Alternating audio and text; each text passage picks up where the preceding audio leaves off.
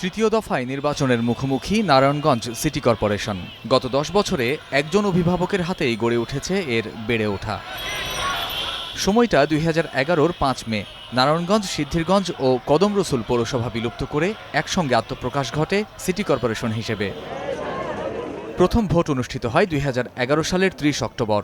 প্রধান প্রতিদ্বন্দ্বী আওয়ামী লীগ সমর্থিত শামীম ওসমানকে ১ লাখেরও বেশি ভোটে পরাজিত করে ইতিহাসে প্রথম নারী মেয়র নির্বাচিত হন সেলিনা হায়াৎ আইভী। পরের গল্পটা ২০১৬ সালের। প্রথম দলীয় প্রতীক পান আইভী। সেবার প্রধান প্রতিদ্বন্দ্বী বিএনপি সমর্থিত সাখাওয়াত হোসেনকে ৭৯,০০০ ভোটে পরাজিত করে টানা দ্বিতীয়বার মেয়র তিনি।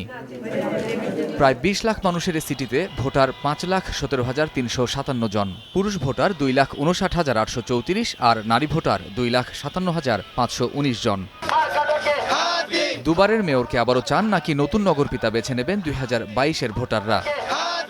নারায়ণগঞ্জ সিটি কর্পোরেশন হওয়ার পর দেখা গেছে যে অবকাঠামোগত উন্নয়ন আমাদের অনেক হয়েছে, কিন্তু সবচেয়ে আমাদের বর্তমান সময়ে যে মূল সমস্যাটা দেখা যাচ্ছে সেটা হচ্ছে আমাদের নারায়ণগঞ্জ শহরের মধ্যে বিনোদন কেন্দ্র তুলনামূলকভাবে খুবই কম। ছেলে মেয়ের মারা কাজে কর্মের জায়গা, ওদের ছেলে মেয়েগুলো যাতে একটু অল্প পয়সায় লেখাপড়া করতে পারে, একটা স্কুলের দরকার, একটা স্বাস্থ্য ক্লিনিকের দরকার। কথার যুদ্ধে আর ভোটের লড়াইয়ে জিততে প্রার্থীরা সবটুকু দিয়ে মাঠে নেমেছেন ভোট চাইতে।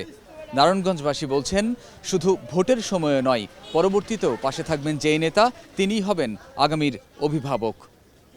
কামরুজ্জামান মামুন, সময় সংবাদ, নারায়ণগঞ্জ।